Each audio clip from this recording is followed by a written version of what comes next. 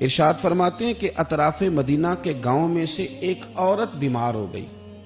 مدینہ کے ارد گرد گاؤں تھے، ان میں سے ایک عورت بیمار ہو گئی، بڑی مفلس تھی، غریب عورت تھی۔ نبی پاک صلی اللہ علیہ وسلم نہ اکثر اس کے بارے میں دریافت کرتے کہ بتاؤ اس بوڑھی اماں کا کیا حال ہے۔ ہمارے ہاں بھی خبریں آتی ہیں اخباروں میں، پوچھا جاتا ہے، لیکن کب؟ جب کسی بڑے آدمی کو کھانسی بھی لگ جائے، فلاں صاحب کو زکام ہو گیا اور ان کو فوری طور پر فلاں جگہ منتقل کر دیا گیا اور سیاسی اور سماجی سرگرمیاں انہوں نے معطل کر دی، تو یہ خبر سب جگہ بریک ہوتی، اس کو فوری طور پر آگے بڑھانے کی کوشش کی جاتی۔ ایک غریب عورت ہے، مدینے کے نہیں، مدینے کے اطراف میں جو گاؤں ہے ان گاؤں کے رہنے والی ہے، اور اس کے نصیب دیکھو، اس کا مقدر دیکھو، ہر جگہ مدینے والے محبوب کے تذکرے۔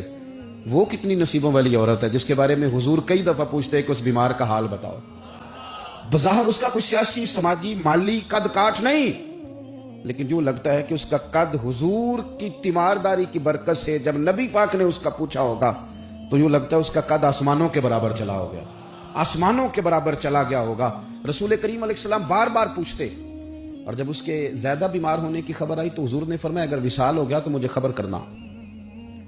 صحابہ کرام فرماتے ہیں رات کو وصال ہوا، رات کے وقت ہی غسل کفن کر کے اسے مدینہ شریف لایا گیا، لیکن جب معلومات کی گئی تو حضور بظاہر آرام فرمائے، حضور آرام کر رہے ہیں۔ صحابہ نے مناسب نہیں سمجھا کہ نبی پاک علیہ السلام کو تکلیف دی جائے، سرور کائنات صلی اللہ علیہ وسلم کو جگانا مناسب نہ سمجھا، لوگوں نے نماز جنازہ پڑھا، اس کو دفن کر دیا۔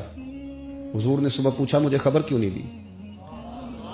بڑے جنازے ہو کے گزر گئے، بڑے لوگ تھے جو چلے گئے، لیکن یہ کتنی نصیبوں والی ہے کہ حضور نے فرمایا مجھے بتایا کیوں نہیں؟ اب مجھے بتاؤ۔ او یارو ذرا غور کرنا، ساری دنیا گنبد خضرا پر، ساری دنیا حضور کی بارگاہ میں سلامی دینے، اور میرے نبی کریم صلی اللہ علیہ وسلم نے کیا فرمایا؟ فرمایا مجھے بتاتے نہیں اس کی قبر کہاں ہے؟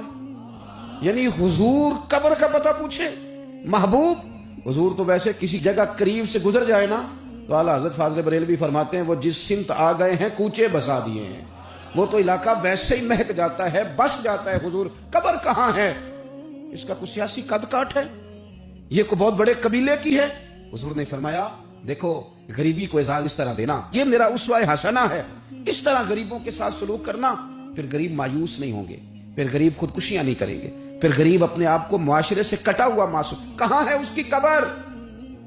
یا رسول اللہ اس قبرستان میں یہ قبر ہے، یہ میرے نبی پاک کا اعزاز ہے، یہ حضور کا اعزاز ہے۔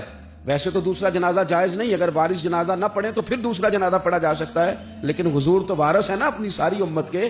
تو نبی پاک قبر پہ کھڑے ہوئے، فرمایا بناؤ صفے، میں دوبارہ جنازہ پڑھانا چاہتا ہوں۔ ایک دیہات میں رہنے والی مفلس عورت، ایک دیہات میں رہنے والی غریب عورت، وہ بی بی جس کا کوئی بظاہر لمبا چوڑا نام نہیں، کوئی بڑے القابات سے پکارا نہیں جاتا، حضور نے 4 تکبیروں کے ساتھ امام نسائی نے لکھا ہے دوبارہ جنازہ پڑھا ہے، اور لوگوں کو بتایا کہ اس طرح کر کے اگر تم غریبی سے پیار کرو گے نا، ان کی مہک نے دل کے غنچے کھلا دیے ہیں، وہ جس راہ چل دیے ہیں، کوچے بسا دیے ہیں۔ اور کیا خوبصورت انداز ہے فاضل بریلوی کا، کہنے لگے کہ میں مجرم ہوا کا مجھے ساتھ لے لو، کہ رستے میں ہیں جا بجا تھانے والے۔ حضور آپ مہربانی کریں ایک دفعہ تشریف لائیں، میرا بازو پکڑ کے مجھے گزار دیں۔